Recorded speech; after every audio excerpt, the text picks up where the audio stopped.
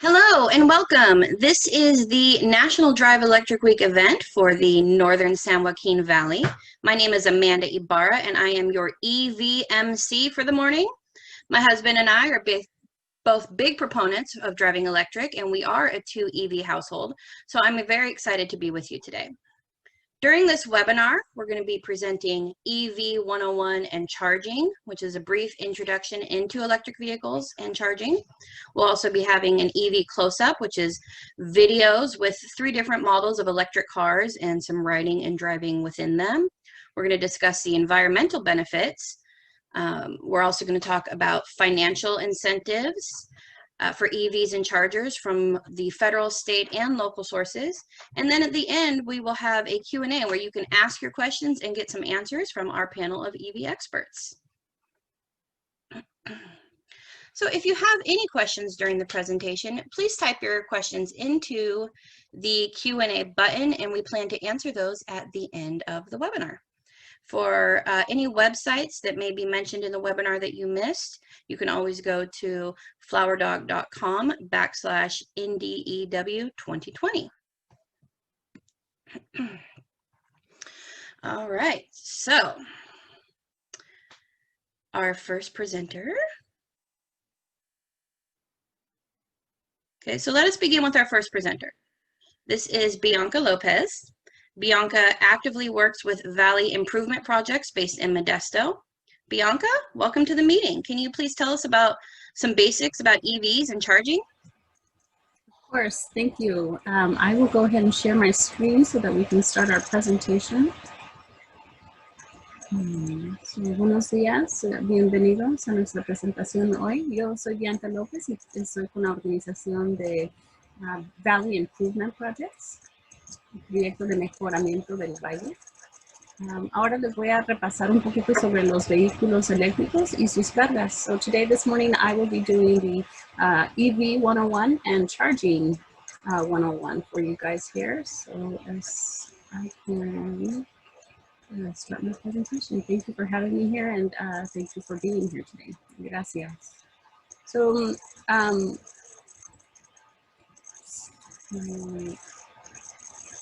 we're going to watch a quick little video about electric vehicles, and I'm going to play the video in English, and then I will also play it in Spanish. So vamos a ver primero un video de los carros, los vehículos eléctricos. Vamos a enseñar el video en inglés y luego se los repaso en español.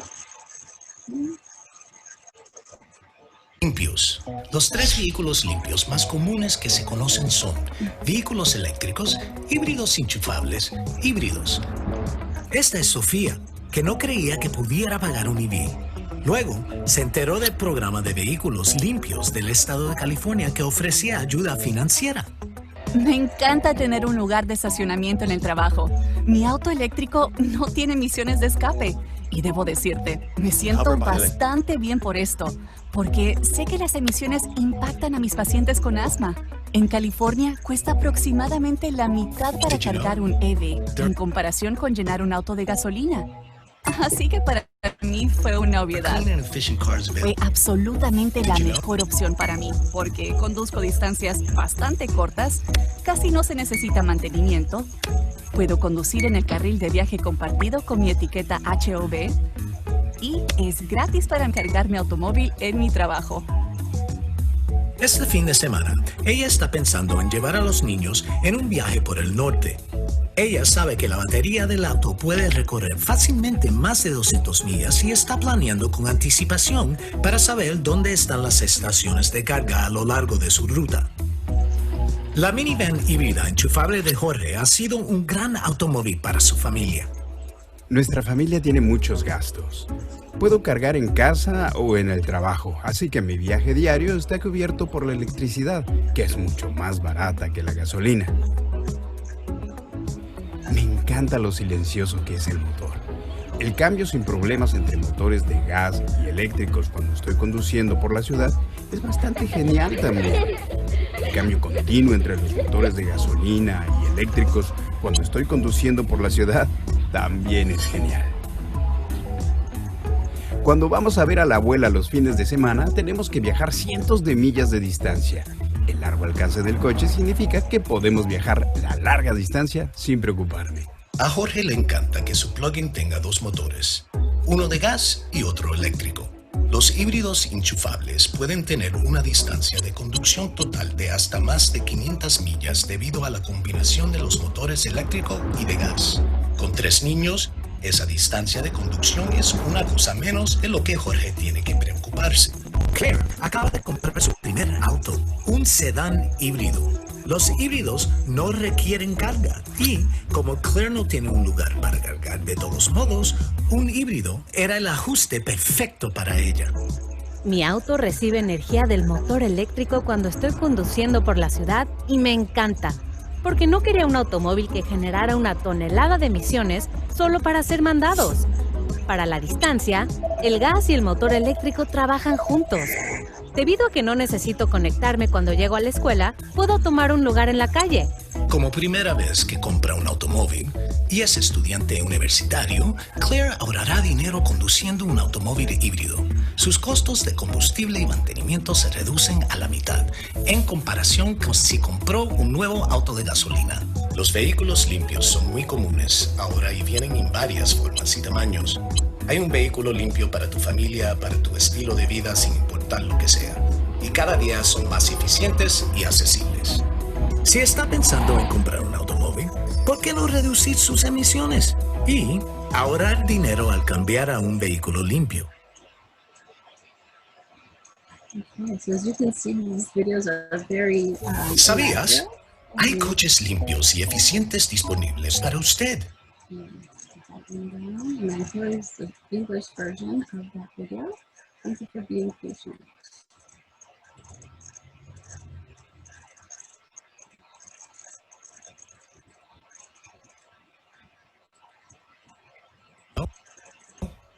There are clean and efficient cars available to you. They're called clean vehicles. The 3 most common clean vehicles to know about are electric vehicles, plug-in hybrids, hybrids. This is Sophia. She didn't think she could afford an EV. Then she found out about California State Clean Vehicle program that offer financial assistance. I love that I get a parking spot at work. My electric car has no tailpipe emissions. And I gotta tell you, I feel pretty good about that because I know the emissions impact my patients with asthma. In California, it's about half the cost to charge an EV compared to filling a standard gas car. So for me, it was a no-brainer. It was absolutely the right choice for me because I drive pretty short distances. There is barely any maintenance required. I get to drive in the carpool lane with my HOV sticker, and it's free for me to charge my car at work. This weekend, she's thinking of taking the kids on a road trip up north. She knows the car battery can go easily about 200 plus miles, and she's planning ahead so she knows where the charging stations are along her route. Jorge's plug-in hybrid minivan is the best possible choice he could have made for his family. Our family has lots of expenses. I can charge at home or at work, so basically my daily commute is covered by electricity, which is much cheaper than gas. When I drop my kids at school, they're loud enough, so I love how quiet the engine is. Sometimes you can barely tell the car is on, it's so quiet. The seamless switch between gas and electric motors when I'm driving around is pretty cool too. When we go see grandma a couple of 100 miles away on the weekends, the car's long range means we can get there in one shot.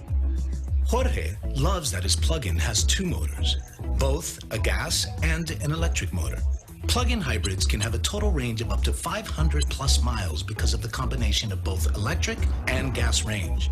With 3 kids, driving range is one less thing Jorge has to worry about. Claire just bought her first car, a hybrid sedan. Hybrids don't require charging, and since Claire doesn't have a place to charge anyway, a hybrid was the perfect fit for her. My car gets power from the electric motor when I'm just driving around town, and I love this because I didn't want a car that creates a ton of emissions just for running errands. When I have longer rides, the gas and electric motor work together. The electric motor charges when I drive and hit the brakes. I mean, it's just seriously cool. And because I don't need to plug in when I get to school, I can just grab a spot on the street. As a first-time car buyer and college student, Claire will save money driving a hybrid car. Her fuel and maintenance costs are cut in half compared to if she bought a new gas car. Clean vehicles are really common now. They come in all shapes and sizes, and they're getting more efficient and affordable every day. If you're thinking about getting a car, why not cut your emissions and save money by switching to a clean vehicle?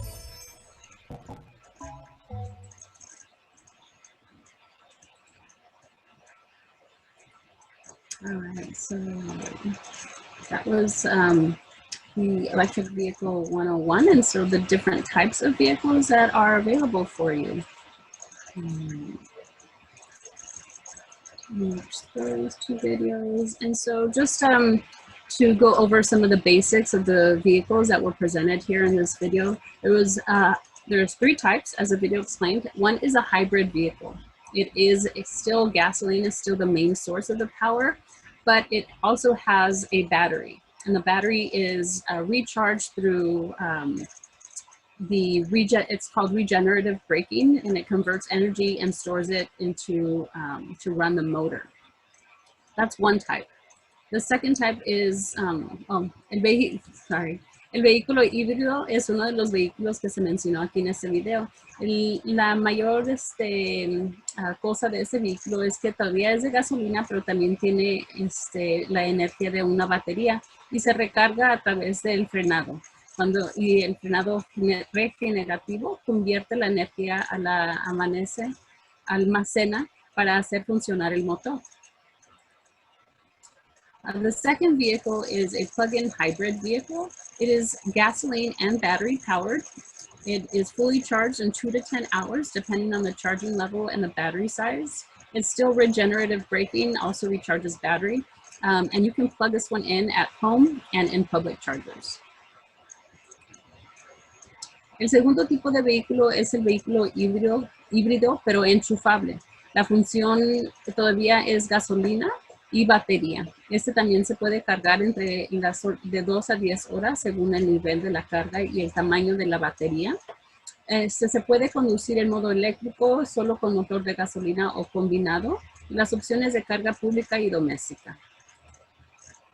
And then finally, the third type of vehicle is the fully battery powered. Beto, I'm sorry, I have my 2-year-old here right in the back if you can hear him. It is fully battery powered. It is fully charged within 4 to 17 hours, depending on charging level and battery size. Regenerative braking also recharges the battery, and the cost of electricity is less than half of the cost of gas. El tercer vehículo es el vehículo eléctrico, completamente alimentado por batería. Se carga completo en 4 a 17 horas según el nivel de carga, el tamaño de la batería y el tamaño de la batería. El frenado regenerativo también recarga la batería. El costo de la electricidad es menos de la mitad del costo del gas y este se puede también conectar y enchufar en su casa. Okay, so we're going to watch another quick little video. Vamos a ver un video sobre las cargas en los vehículos. So this is specifically about how to charge your vehicle, how vehicles charge.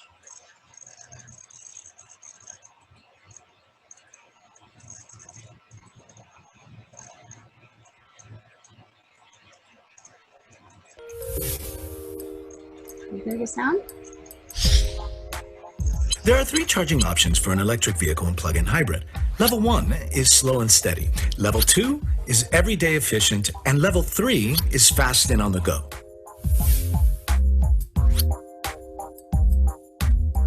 Overnight, Jorge charged this new plug-in EV with just a simple standard wall outlet. The level 1 charger was included with the car. It plugs into a standard 120-volt outlet. Because he charges when electricity rates are off peak, he has low fuel costs.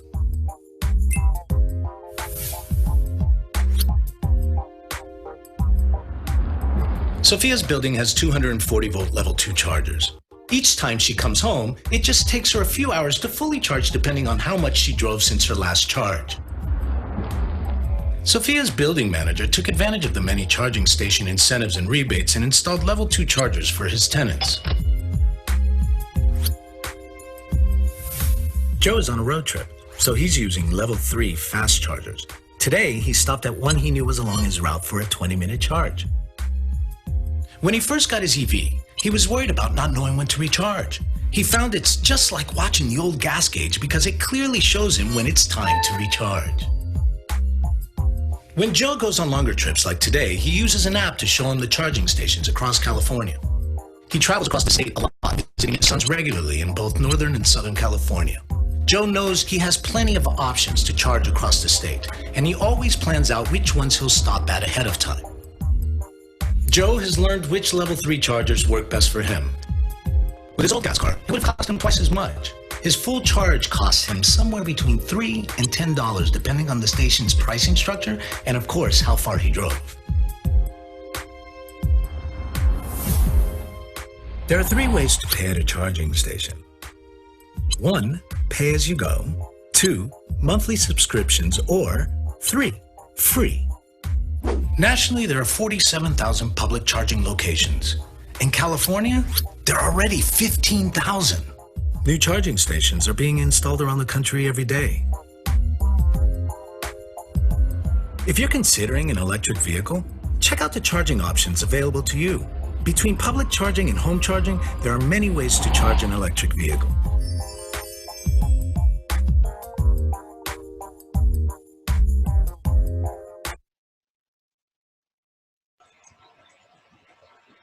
It's just amazing how we have advanced.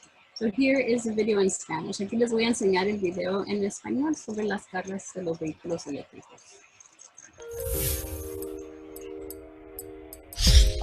Hay 3 opciones de carga para un vehículo eléctrico o híbrido enchufable. El nivel 1 es lento y constante. El nivel 2 es eficiente para todos los días. El nivel 3 es rápido y conveniente. Durante la noche, Jorge cargó su nuevo plug-in EV con un simple enchufe de pared estándar. El cargador de nivel 1 estaba incluido con el auto cuando se consiguió. Se enchufa en una toma corriente estándar de 120 voltajes. Debido a que cobra cuando las tarifas de electricidad están fuera de las horas pico, tiene bajos costos de combustible. El edificio de Sofía tiene cargadores de 240 voltajes nivel 2. Cada vez que llega a casa, solo le toma unas horas cargar completamente, dependiendo de cuánto condujo desde su último cargo. El gerente de apartamentos de Sofía aprovechó los muchos incentivos y reembolsos de la estación de carga y instaló un cargador de nivel 2 para sus inquilinos. Joe está en un viaje de carretera, por lo que está usando cargadores rápidos de nivel 3. Hoy se detuvo en uno que sabía que estaba en su ruta por un cargo de 20 minutos. Cuando obtuvo su EV por primera vez, estaba preocupado por no saber cuándo recargar. Encontró que es como mirar el indicador de gas viejo porque la muestra claramente cuando es el momento de recargarse. Cuando Joe realiza viajes más largos como hoy, usa una aplicación para mostrarle las estaciones de carga en todo el estado. Visitando a sus hijos con regularidad tanto en el norte como en el sur de California, Joe sabe que tiene muchas opciones para cargar en todo el estado y siempre planea en cuáles se detendrá antes de tiempo.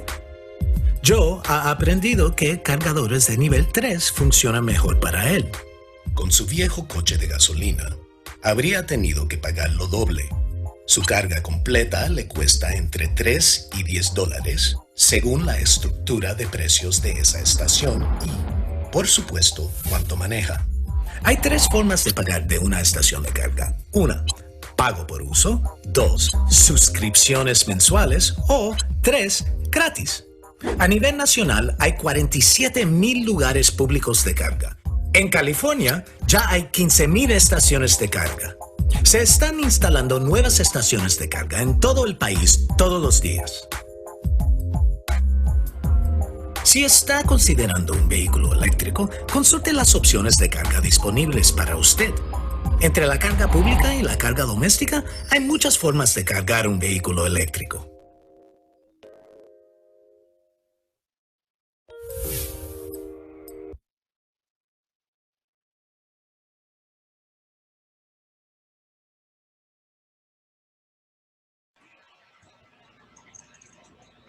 it's great to know that there are many ways that we can charge our vehicles. So we watched the video. I will just kind of go over the basics of what was presented in the videos. There's 3 types. The first level is standard, home and public. And then this is plugged into a standard 120 volt outlet.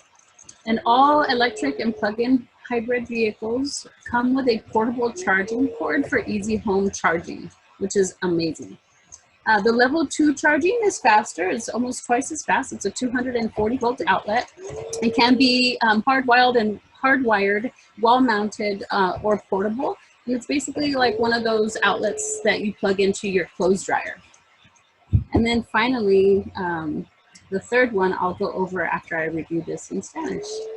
So hay 3 tipos de carga para los vehículos eléctricos. La primera es muy estándar, es de 120 voltios y todos los vehículos eléctricos y híbridos vienen con un cable de carga portal para facilitar la carga en el hogar.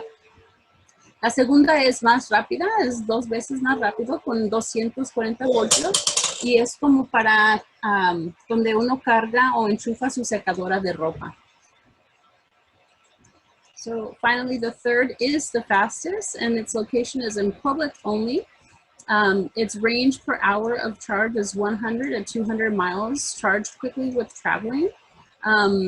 It is, most important to take note here is that it's only in public. El tercer modo para cargar es más rápida, pero su ubicación es solamente en público. Alcanza por hora de carga de 100 a 200 millas. Es una carga rápidamente mientras viajan. Dice hola. So one awesome thing about public charging here in the San Joaquin Valley is that we do have an app that's called PlugShare. And there's another called ChargePoint. It can help you find the locations and types of cost of public charging stations. And it is really easy to use. You can actually go into the application while you're traveling. If you need to find out the nearest one, it will tell you where to find it and what type of charging station there is.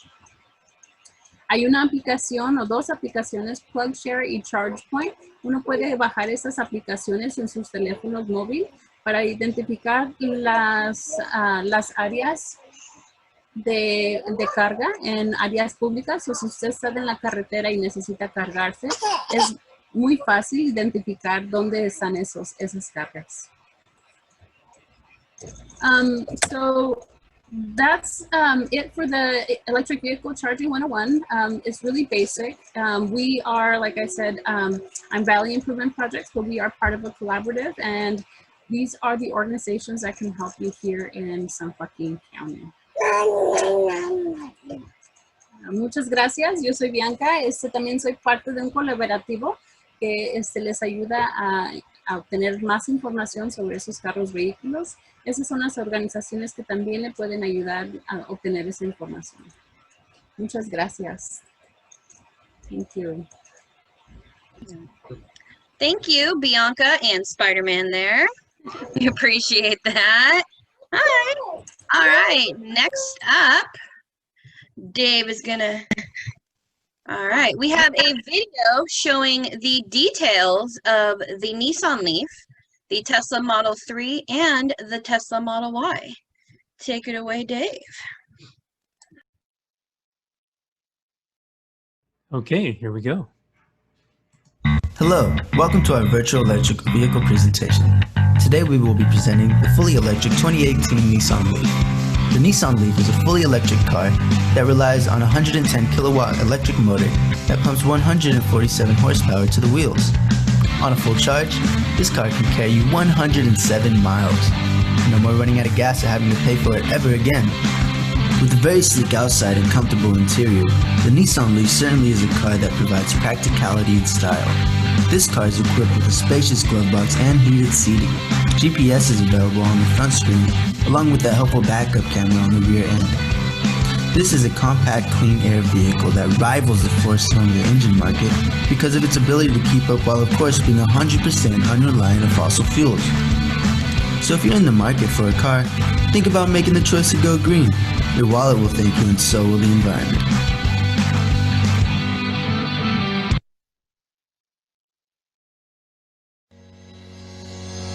Take a leap into the future as we present the fully electric 2018 Tesla Model 3. If you're looking for an electric car that combines style, affordability, and performance, then look no further. Join us as we go over some of the many features that come with the purchase of this clean air vehicle.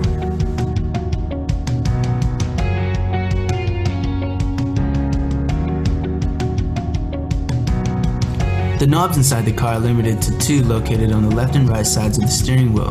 This is because everything else can be controlled and customized through the 15-inch touchscreen on the dash of the car. Here you can access GPS, backup and side cameras, a web browser, or even a collection of video games to help pass the time. Trunk space is reasonable with extra compartments available when needed, altogether giving you 15 cubic feet of space. If you've driven an electric car, then you know all about their intense amount of torque when accelerating.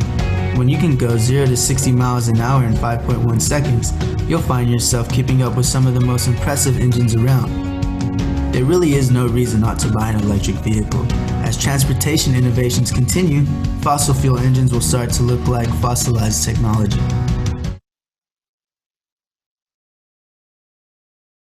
Are you interested in a clean air vehicle but still need a car with enough space to fit your family? Then welcome to our virtual presentation of the 2020 Tesla Model Y, a compact electric SUV born from the concept of the Tesla Model 3. Teslas come with hundreds of features, but today this video will cover what makes the Tesla Model Y stand out. Ironically, SUVs have obtained a reputation as being gas hogs that are unnecessarily overpowered. However, the developers at Tesla Motors understood this. The 2020 Tesla Model Y is a big body fully electric automobile with the ability to match the speeds of most high-performance SUVs. Being one of the only cars on the road with full self-driving capabilities, this powerful automobile can park itself and use a tracking device to find you in the parking lot. That's right, the car will drive itself to your location through an app on your phone. This is possible with radar technology built into the structure of the car. The 15-inch touchscreen allows you to control all the features that come with the vehicle, including air ventilation, video games, backup and side cameras, or even the internet. Not only does this slick ride seem like something out of a science fiction novel, but it's also good for the environment. Carbon emissions from gas-powered engines are one of the leading causes of asthma and our thinning ozone layer. Not to mention fossil fuels are finite and take millions of years to form. If we keep mining for fossil fuels at our current rate, scientists generally estimate that our fossil fuels will be depleted by 2060.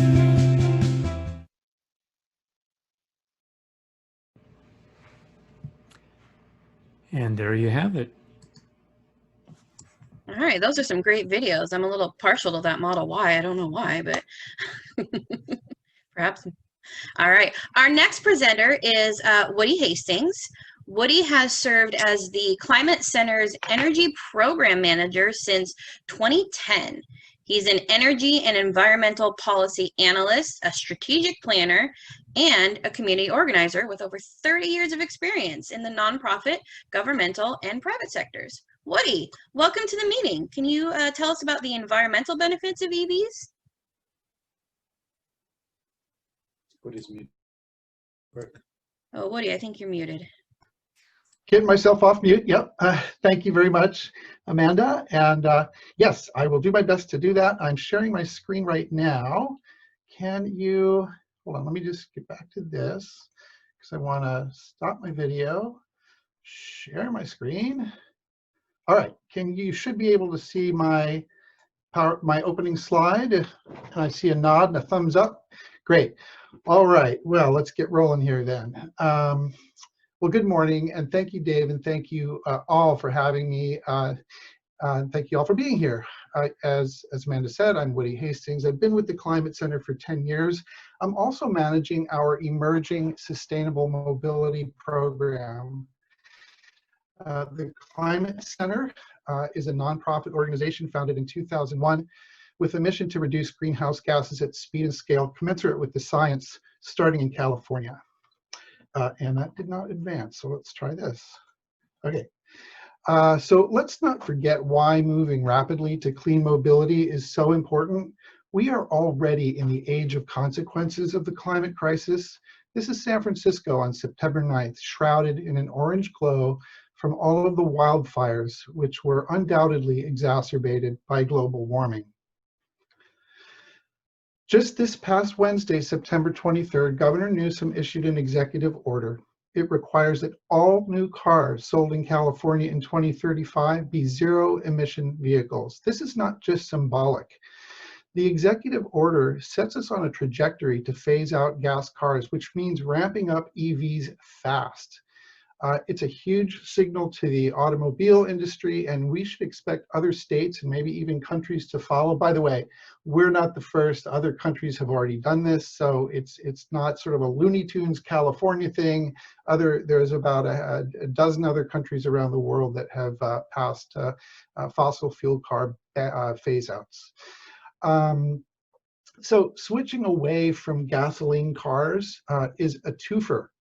Environmentally. Driving an electric vehicle instead of a gas car alleviates both what I call nose level pollution and smog and all of the public health impacts, asthma and everything else associated with that bad air. That's LA, of course, on the left with smog. It's ground level ozone, O3. It should be up at the stratosphere.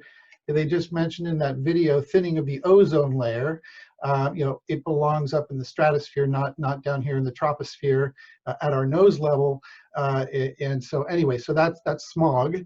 But then also it helps us address reducing the carbon dioxide, the greenhouse gases that are impacting the entire planet, causing global warming. Now, in terms of comparison of overall emissions of gas versus electric, you still have people saying, well, no, EVs still need to plug in and that power needs to be generated and that produces pollution. So, it's really an open and shut case. Since 2014, the Union of Concerned Scientists has been producing definitive analysis of the environmental comparison of electric vehicles and gas cars. The most recent update from February 2020 once again found that no matter where you live in the US, even if you're plugging into coal-powered electricity, an electric vehicle has lower global warming emissions than the average new compact gas car, which gets about 30 miles to the gallon.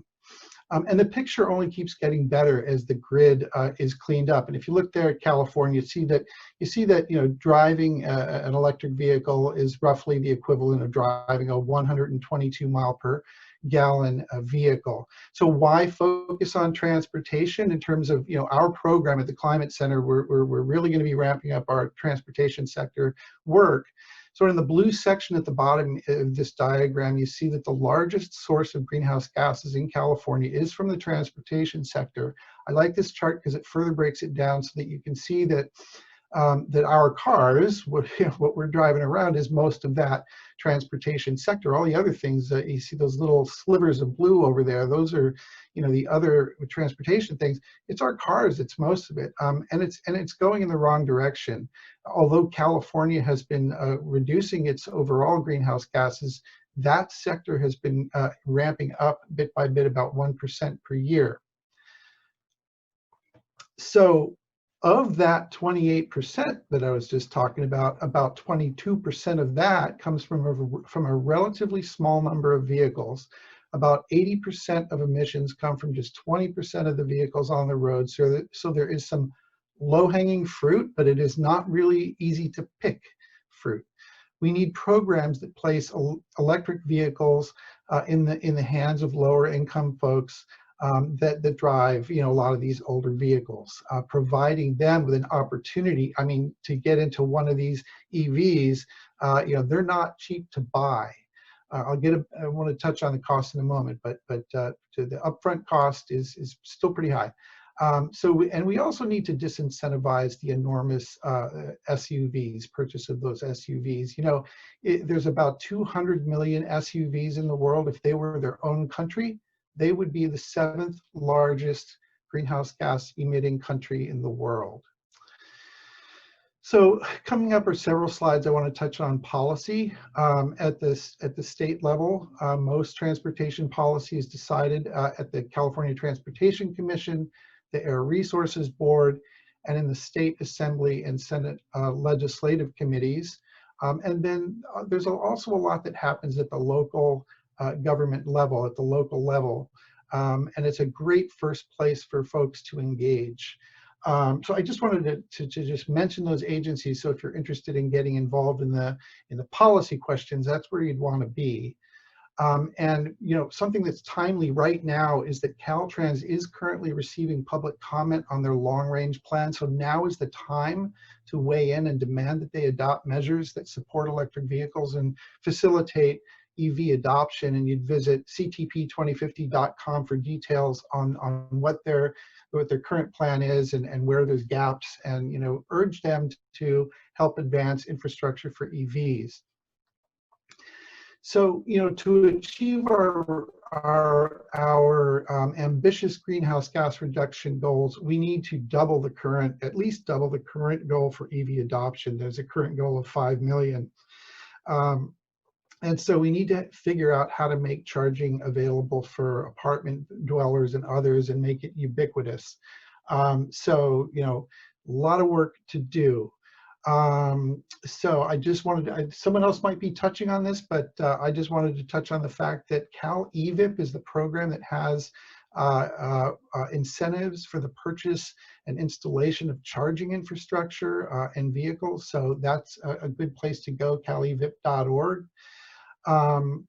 So now to charge all these EVs and actually other things that are being electrified, you know, in homes and other things, we're going to need to increase clean electricity generation. Now, community choice energy agencies, which a lot of folks maybe haven't heard about, are actually the agencies leading the charge on building renewable energy in California between now and 2030. There are over 20 operational CCAs serving over 11 million customers. On the map here on the left, the green and green-yellow hash areas are where community choice agencies are operational. Most of them have EV charging and vehicle incentives.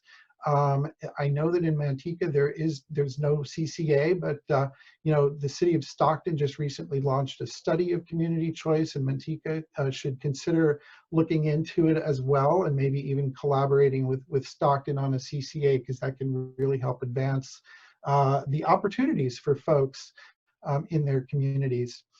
So I wanted to touch on, you know, the funding situation. This is a big issue that comes up in EV policy world, because this is a chart from the Legislative Analyst's Office that shows that most of the funding for transportation improvements in California, just, you know, maintaining the roads and whatnot, comes from gas and diesel taxes.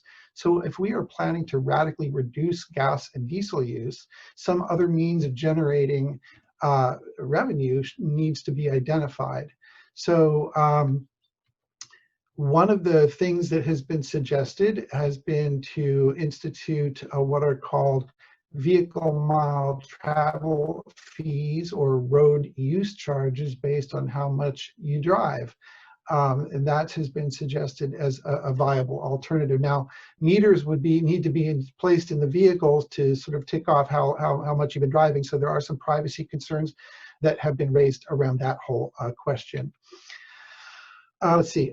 So there are many land use and transportation planning decisions that are made at the local level. Yeah, talking about the local level here, that impact quality of life and greenhouse gases. Currently, most local governments still have obsolete permitting rules on their books that allow development that pours fuel on the climate crisis fire, including permitting new gas stations like their ice cream stands. Especially with Wednesday's executive order, they are also about investment. So, you know, we've got some groups around the state starting to rise up and say, no more new gas stations, and we need more charging stations, not more gas stations. And we touched on this in the previous slides. It was great to see in that video the video of the person being able to charge in their apartment. A lot of people live in multi-unit dwellings, and we need to figure out how to make charging available to them. Now, one of my big beefs is that all the EV charging stations, really, most of them are hidden compared to gas stations. When you drive around any city in California, you see lots of gas stations with huge, colorful signs, but you don't see big, colorful EV charging signs. We need those.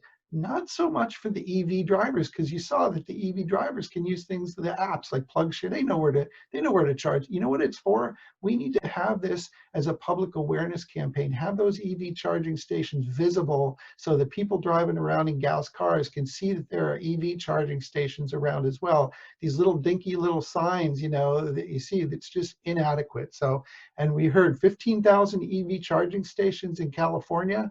Well, you don't see them very much.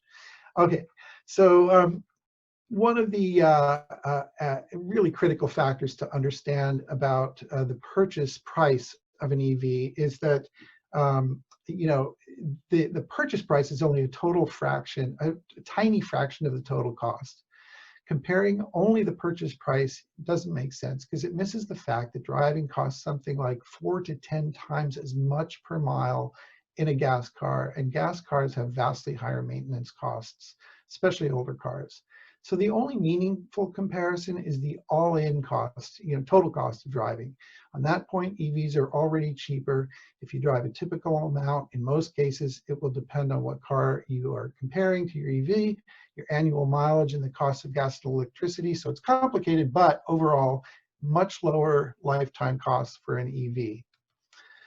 So in my final slides, I'm going to wrap it up. I'd like to talk a little bit about the Climate Center Sustainable Mobility Program. It goes beyond just electric vehicles. California's current target for emission reductions, 80% below 1990 levels by 2040 is too late. We need to get there sooner. We need to get there by 2030. So the Sustainable Mobility Program is part of a 3-part phase-out fossil fuels program, and it has several key elements for sustainable mobility that aim to reduce emissions from the transportation sector by 70 to 80%. I want to just talk a little bit about our definition of sustainable mobility, and it is this: a transportation system that's not dependent on fossil fuels or other finite resources, is clean and non-polluting, and is a just system accessible for everyone, where public spending is equitable and stakeholders participate in decision-making. And it's not just about waving a magic wand and switching gas cars to electric. There are principles that should be considered relative to sustainable mobility. As I said, equity, accessibility, affordability. It needs to be a safe system with 0 emissions. We need to have meaningful public participation in the decision making, and that's why it's important to weigh in on that long-range transportation plan I talked about. And the budget priorities, California's budget priorities, do need to line up with our climate equity and other policy goals. I do want to just put in a plug for public transit. There's a lot of electrification of public transit going on, and transit agencies across California are grappling with a triple whammy from the COVID crisis, with steep declines in ridership of as much as 70% in many agencies, unprecedented revenue shortfalls, and increased expenses from new health policies. In pre-COVID times, I was a transit rider to get to work, but my office went virtual and I work from home now. I used to enjoy riding transit. It was my social media time. I got some exercise walking to and from my bus stops. If you remember anything from this presentation, it's this: we all depend on public transit because we are all dependent on the people who rely on transit to be where they're supposed to be: workers at hospitals, schools, grocery stores, and other service sector operations. So I want to touch, just about almost done. Our flagship program is Climate Safe California. Climate Safe California is the overall program to accelerate the phase out of development, production, and use of fossil fuels in transportation, building, and other sectors to cut emissions 80% below 1990 levels by 2030. And that URL at the bottom there, climatecenter.org/climatesafecalifornia, is where you can read all about it and where you can endorse it. There's a long list and growing list of folks who have endorsed it. Some names you'll recognize on there, and we invite you to also endorse that. I'd like to end on a hopeful note. So the transportation transition is an extremely tough nut to crack, and there will have to be some radical transformative things to get those emissions down fast. It's going to take more than just altering state transportation budgets for the change of pace we need. If the transition from horses to cars can be considered progress, I don't know, I kind of like horses, but anyway, a hopeful experience from history is that the transition to cars took place mostly within the first decade of the 20th century. In the 1900 photo on the left, it's almost all horses and pedestrians. In the 1910 photo on the right, it's almost all streetcars, automobiles, and pedestrians. That's also the year, by the way, that you can see they invented color. And so, you know, it can happen. We can transition to EVs very quickly. And so I think, you know, by 2030, we might be able to make it. So that's my presentation. That's my contact information there. And I look forward to answering your questions. So let's see, how do I get out of this? Thank you, Woody. That was a great presentation, which leads us into our next presentation on the incentives of owning EVs. Our next presenter is going to be Mike Lafferty, who pre-recorded his segment for us. Mike has some hands-on experience that he got with custom-built EVs in the 1970s and 80s. Now he drives an actual factory-built EV. So let's see what Mike has to tell us about the financial incentives that are available in our area. Are you interested in a clean air vehicle but still need a car? Good morning. Glad you could make it to the program. I'm Mike Lafferty, and we're going to talk about how to make electric cars cheap to own. Incentives are there for you to own an electric car. What does that mean? What is an incentive anyhow? People are trying to get you to do something. They're trying to incentivize you to do something. And how are they doing that? They're giving away money. They're giving good hard cash to people to buy an electric vehicle. Why? Why would they do this? Because they're trying to make the air quality better. We're trying to reduce carbon footprint as well as just all the emissions that come out of gasoline-powered cars. And so there's money from the state, the federal government, local governments to incentivize you to buy an electric car, to make it cheaper to buy an electric car than it is to buy a gas car. So there are rebates, which is where you get money back after you've bought the car. There are tax credits, which you get money back on your taxes, and there's also grants. So how can we say that electric cars are cheaper than gas cars when a Tesla costs $100,000 or something like that? Well, it turns out there's a whole bunch of cars that aren't that expensive, and with these incentives, these people are getting into cars for less than if they bought a gas car. For instance, my wife and I bought a Ford Focus Electric a few years ago. It only had 9,000 miles on it, and we got it for $10,500. That's really cheap.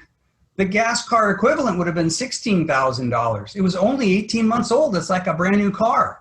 So you can get into an electric car for a really good deal, taking advantage of this, making electric cars cheap to own. So who's doing all this stuff? Well, the big government has a couple of programs. The first one, the big program, is the IRS tax incentive, tax credit. If you buy a brand new electric car, battery hybrid, plug-in hybrid, these kinds of vehicles, low emission and zero emission vehicles, you can get money back on your taxes at the end of the year. So when you file your taxes, you'll get credit for $7,500 if you buy a battery electric car, or you can get $4,000 if you get a plug-in hybrid. Now this happens after you purchase the car, then you fill out the forms and send it in and you get the money. So there could be almost a year in between the time frame from when you buy the car to when you get the money. But this is a great program. Another one is the California Clean Vehicle Rebate Project. This one is $2,000 for a battery electric car. That comes in the form of a check. They write a check to you and give it to you. That's a bam, money. $1,000 for a plug-in hybrid, $750 for a motorcycle. Now what happens here again is you apply within 3 months after you buy the vehicle, they send you a check. It's really great. So you add those two up. Now, if I bought a battery electric car, brand new, or lease, purchase or lease, and I applied to the tax credit and the state of California, I got $9,500 right there. It's almost $10,000. Then another program is the Clean Vehicle Assistance Program. This is grants and loans. So for people who are income qualified, if your income is at a certain level, I think it's around 400% of the poverty level, they call that. So it's fairly low income. You can purchase or lease a new or used car. $2,500 for will be given to you for a hybrid, $5,000 for a battery electric. In addition, available is a money toward a home charging station, so you won't have to pay for that as well. And then some charge credit, so you can actually get almost a year's worth of gasoline, whatever, electric charge on an EVgo charge station. So this whole thing works out, but you have to apply before you go shopping. There are certain vehicles and certain dealerships that this works with, and you have to apply and be determined to be qualified before you can take advantage of the Clean Vehicle Assistance Program. Another one that's out there, it's a federal one, is the Alternative Fuels Data Center. What they're doing is they're offering $1,000 for a charge station. So if you install a charge station, then afterwards you apply, you can get $1,000 back. But again, you have to do the spending before you get the rebate. All right, that program, by the way, ends on December 31st, and we'll talk a little bit more about the programs ending soon, ending at certain times. But that one, you better get after it if you're thinking about it. So if you add that up, if you bought a battery electric car, brand new, or leased a brand new electric car, you get $7,500 from the IRS on your taxes.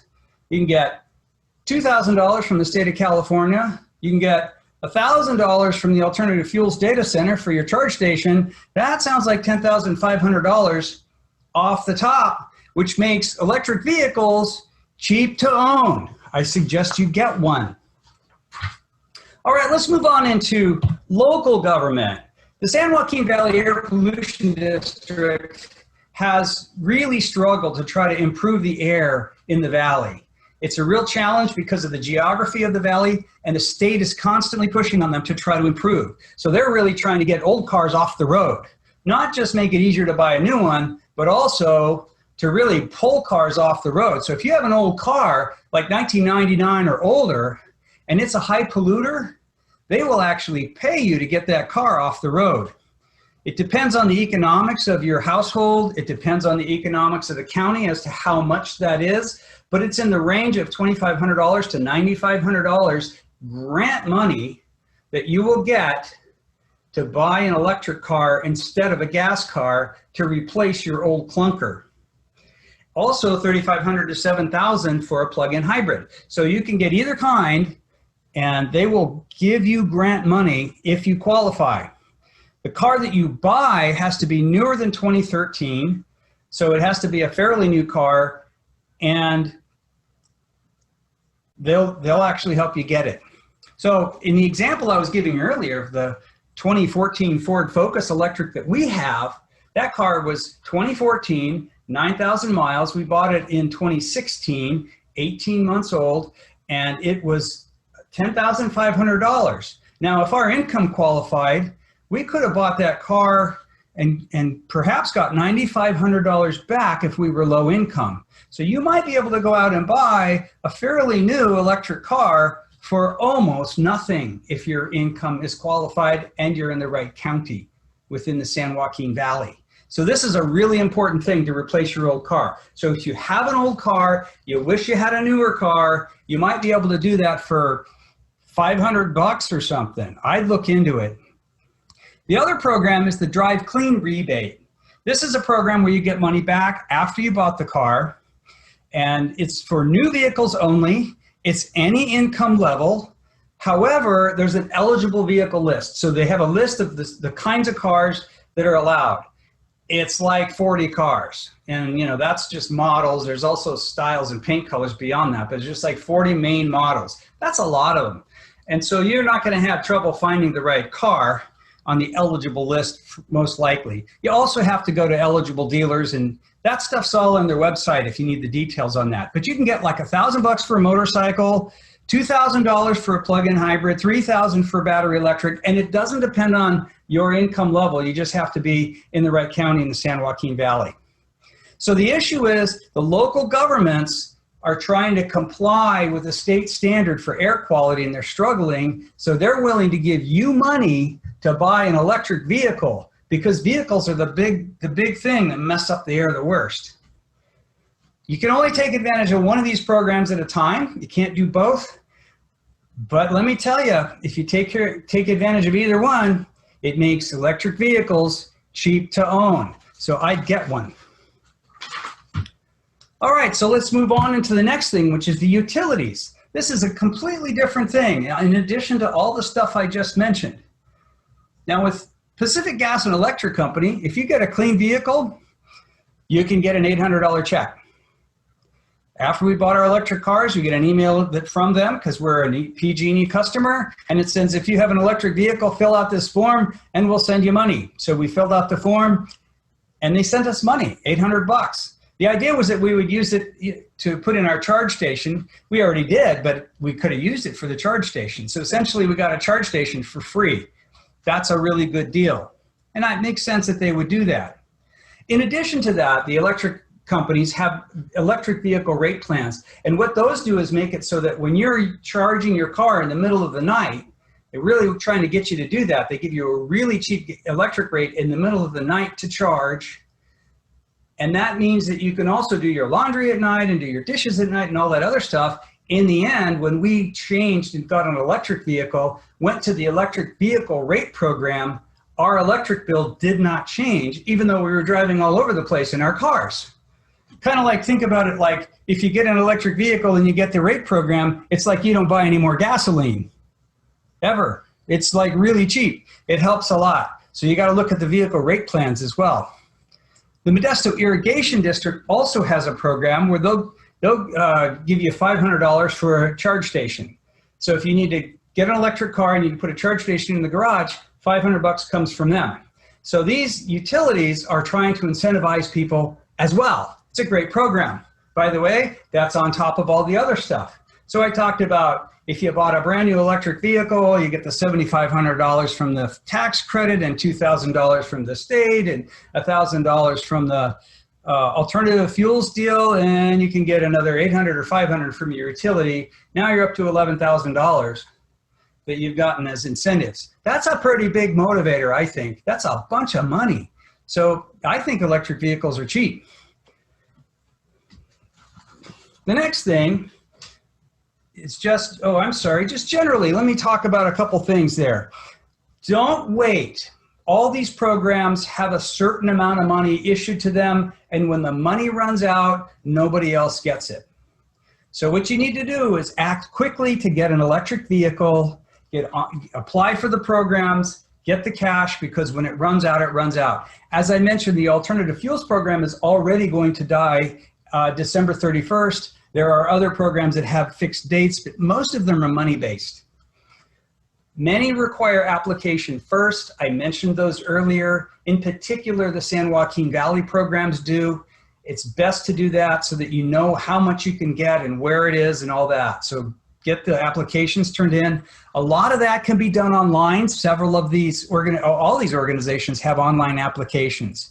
But you can also get a hold of someone later in this program, then they can help you get to help you get signed up. So you can get a relatively new battery electric vehicle almost completely covered. So there's really no reason to drive around in that pre-1999 clunker when you could get into a 2015, 2018 electric vehicle. I recommend it strongly. But look at the details. There's a lot of them for each of these programs. The cars have to be owned for at least 6 months before you bring them in. You have to be in the right county. It has to be 1999 or older. The new car has to be 2013 or newer. So there's a lot of details. You can look at that online. You can also see the page that we have right now, which has these links. You can write these down or you can get them later. So in conclusion, what I'd like to say is there's something for everyone in these programs. Everyone can get some money back or can get help buying an electric car. So apply. Go get an electric car. Get a battery electric or a plug-in hybrid, either one. Join us in making the air cleaner while you're saving money. Thanks very much. All right, I want to say thank you to Mike for his presentation. Also, Bianca is giving us some additional information in the chat, including a link to a savings calculator so that you can find out how the incentives are going to work for you. I know we personally have really enjoyed some of those incentives. So next up, we want to answer your questions. We've seen a couple in the Q&A so far. If you have more, please type them into the Q&A and we will answer those questions with our panel of EV experts here. Let's look at a couple of the questions. We've answered a couple as we've been going. Let's see. Richard earlier had a question. He said, is there really a 390-mile battery electric vehicle available now? Will 400-mile batteries be available in the foreseeable future? I know we answered that there. Chris, did you want to add anything to?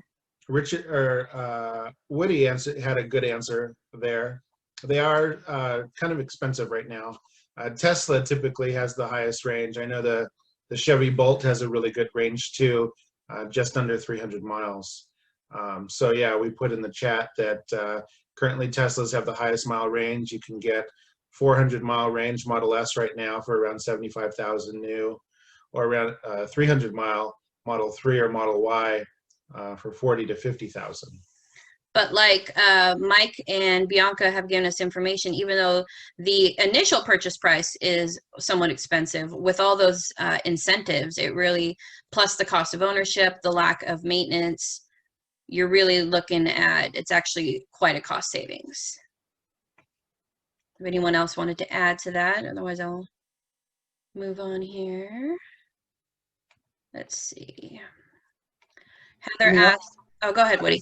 I was just going to say, I just learned recently, you know, I don't own a Tesla. I actually own a 2013 plug-in hybrid, but in doing some research for this presentation, I learned that Tesla has, this isn't range, this is an infinite warranty. You know how, and maybe you can tell me that, Dave, I just saw their warranties are infinite. So I just thought that was very interesting, game-changing kind of thing. Well, I'm not familiar with that part of the story. Chris, you're a little more up on the Tesla stuff. Yeah. So what you might have heard, initially they were 100,000 mile or 10-year warranty was the initial Model S's and Model X. Since then, I believe it's 8-year warranty now on the S and X, and then 5-year or 50,000 on the Model 3 and the Model Y. But what the batteries, they're doing the research now, the batteries are lasting 500,000 miles and the motors are rated for 1,000,000 miles. Yeah, and maybe what I saw, and I'm sorry if it's not correct, maybe what I saw was reporting on the plan for a vehicle coming that it is going to have, you know, an infinite warranty on the you know, the parts that matter. Yeah. Either way, though, total cost of repairs and total ownership is much less for all electric vehicles, especially when you have just the battery components and just the motor components. So. And yeah, and you think about the cost of charging, we would pay to fill our gas cars $40 to $50 each time we filled it up. Now with our EV, it's maybe way down, $10, $11 to fill it up. It's I would drive quite a bit of miles, and you save more. The more you drive, the more you save. I commute a lot, and I would spend. I'd have to work it into my budget, $600 or $700 a month just on gas, and that $600 or $700 a month gas payment monthly essentially went down to less than $50 for the same amount of miles to charge for the electricity. So a huge savings. And I essentially put that $500 savings toward the car payment. So the car is essentially subsidized by my gas savings. So we have the home charging, so that really helps too. Let's see. Heather asked about finding Woody's slides. Woody said that he would share those with Dave, and he also dropped his contact information, so you could send him an email and he could send those directly to you. Let's see. We have a question from Greg. He wants to know if there's any talk if there will be enough electricity to charge all the EVs in the future, since there has been a lack of power in California on certain days. Let's see. Well, I can definitely speak to that one because a lot of my work does revolve around the energy sector. You know, the recent episodes in California and the rotating outages had nothing to do with the lack of supply. We have all the supply. And first, I should also say it had nothing to do with renewables and the fact that the sun sets every evening. No, there was some errors in grid management. There is a root causes report coming out from the California Energy Commission, the California Independent System Operator, and the California Public Utilities Commission soon that will go into what happened. But there were some outages of actually natural gas plants and some other unexpected occurrences that took place that were the result of that, sort of just some unfortunate errors and mismanagement things. So, but the question, so yes, it's well recognized that electrification is going to require increasing generation capacity in California, and that needs to be clean generation capacity. So that's why I had that slide about the community choice agencies, because right now they're the only ones that are procuring clean electricity, solar, wind, geothermal, bioenergy, and whatnot. And so that's where you want to look to see where that procurement increase is coming from. That's a really good answer, Woody. I like that. Also, too, I want to add to that, the idea of having an electric vehicle, ideally under ideal circumstances, you would charge your vehicle at home.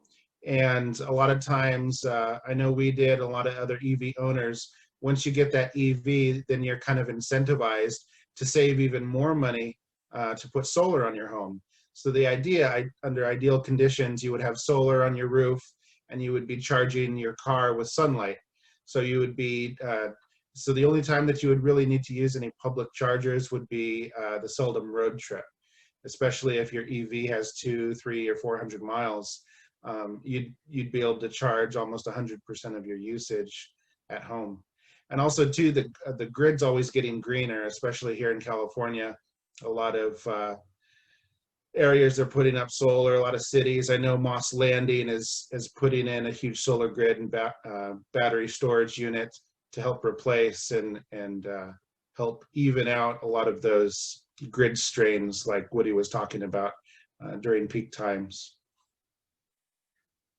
All right, awesome. Okay, we have another question in our Q&A here from Richard. He says, I understand used EV batteries are a, oops, it disappeared on me. Used EV batteries are an environmental issue. Does anyone know about this? And I see Woody has an answer, and I know you're chomping in the bit, so I'll let Woody go, and then I'll let you answer as well. Actually, no, please go ahead if you want to go first, if you're chomping at the bit. No, that's fine. Oh, yeah. I like your answer, yeah. Oh, okay, yeah, no, I was just going to say, you know, so the current lithium iron phosphate, lithium ion batteries require the mining of lithium, which is a rare earth element that's only found in a certain limited number of places. Salton Sea area is one of them, and there are environmental issues. You know, let me first say this: there are issues and impacts with anything we want to do, energy-wise, transportation-wise, and you really need to look at it in terms of look at all of these in terms of relative to what. And so, you know, but with that said, I will say, yes, there are issues with mining, the extraction of the raw materials to make the batteries. There are always going to be issues with any production facility, and it needs to be managed well, and the workers need to be taken care of and protected in the entire chain, from extraction to manufacturing the batteries, to the other big issue, disposal. What do you do with all these old batteries that have toxics in them? So like so many other things, it's a function of having the right rules and regulations and laws in place to manage a system. If we're going to transform to EVs, we need to just make sure that we're not making the same mistakes that we've made in the past, where we kind of just really, we might have some regulations on the books, but they're not enforced. So we need to have good regulations and enforce them. There was one more point I wanted to make, and it's escaping me, which is, just to say that lithium iron phosphate isn't the only thing out there. There's a lot of other technologies emerging. We may not be stuck with just this one type of battery technology. So, we don't have time to go into it, but there are a lot of emerging other battery technologies. I've also heard too, I've seen some studies and research comparing, because I know the initial production of an electric vehicle technically takes a little bit more and leaves more of a carbon footprint than a gas counterpart engine. But if you look from the production of a vehicle and compare a gas vehicle with an EV and its total life and ownership, the EV vehicle is still significantly, I want to say it's significantly less than half of the overall total carbon and environmental footprint than a gas vehicle. Right, yeah, I think that UCS, Union of Concerned Scientists, studies that I pointed to are really some of the most in-depth. There's a lot of organizations that look into it, but that's one of the most in-depth, I think, that I've found, and very helpful to look at that entire picture and give an assessment of what the environmental impact is. All right, great. Let's see. We have a question from Anita. Anita says that we will be building a new garage in early 2021 with solar panels. Yay! Should we buy an EV now in order to qualify for incentives and use a 120-volt home charger until our 240-volt charging station / solar is ready? Ooh. That's a good one. Yeah, anybody? Anyone? Well, I think we all advise people to acquire an EV. And it's actually not that impractical to use the level 120 volt charger. Your car is parked there for a long time at home. Overnight is a pretty long time, and you can get quite a bit of charging done then. 240 is certainly preferable, but 120 is not that bad. So don't be afraid of that. That's perfect. Go ahead. That's a good answer. Just on average, general rule of thumb, like Dave was saying, the level 1 overnight will get you about, depending on your vehicle, 30 to 50 miles overnight. And then the 240 will get you basically everything you need, the full 300 overnight. Just depends. I guess you can answer your own question. Depends how much you drive on a daily basis. If you're under that 60-mile threshold per day, you'd probably be just fine with the 120 volt. And I was just going to add, in that interim period, while you're waiting for your 240 at home, is you just make yourself aware of where you have opportunity charging in the field. Whether if it's at your workplace, if there's a chance there, which would be best. Or other places where during the day when you're out and about, or parking at certain shopping centers or wherever, that there's charging available, so you can top it off. And yeah, so that was just a thought. I was going to add with that, there's a couple of big retailers.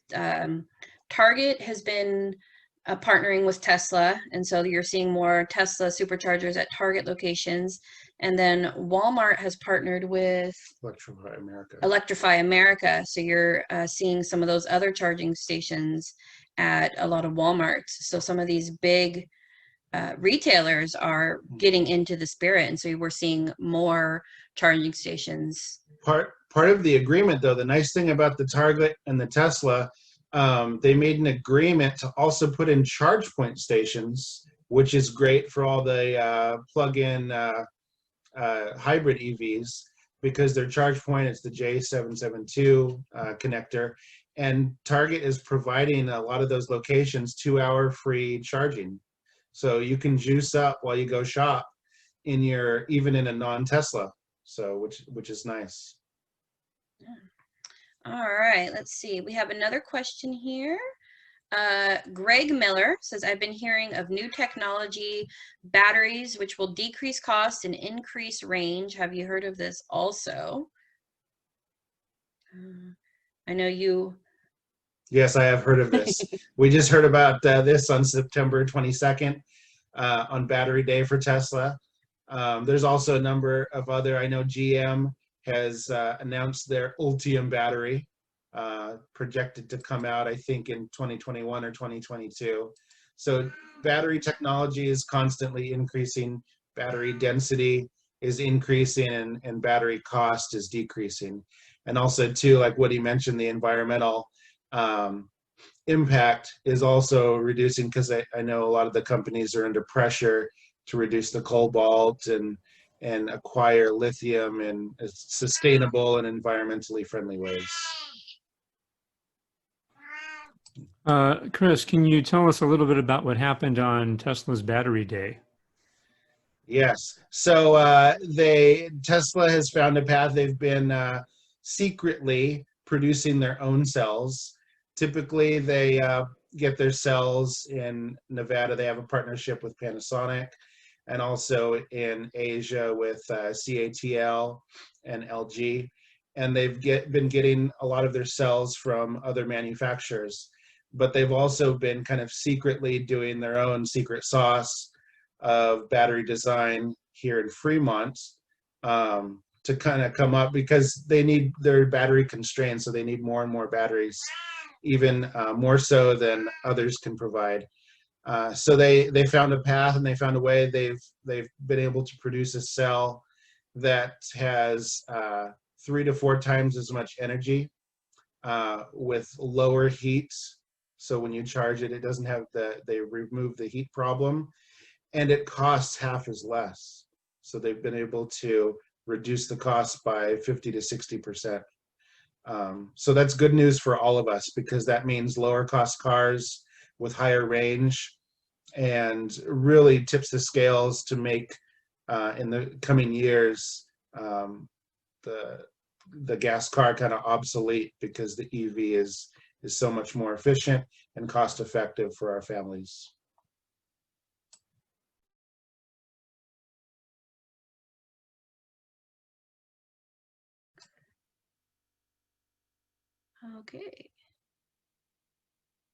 Okay, Greg's asking, he said at the beginning of the webinar, we mentioned there are free charging stations. Where are those located? Those are public charging stations, and so they are located across the state, and you can use the application to find out where those are located nearest you. I can share the name of those apps here on the chat so that you guys can have access to them.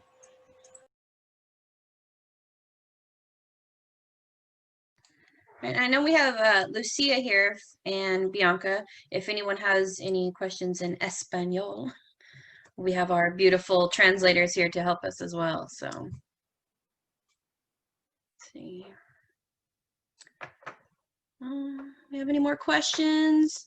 Anything that any of our panelists want to add?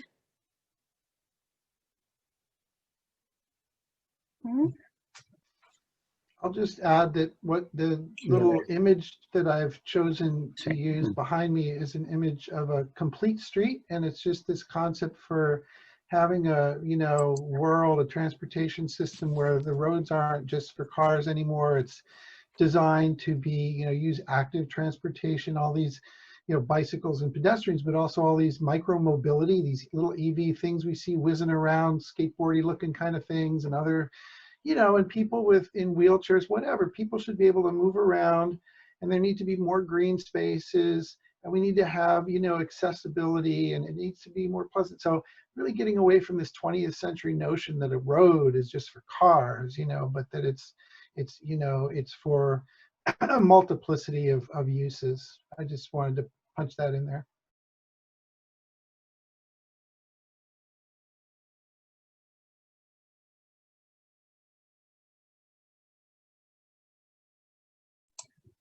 All right. Well, if there are no further questions or comments, I want to thank Bianca, and I want to thank Woody. I want to thank Lucia for being here, Mike for his pre-recorded presentation.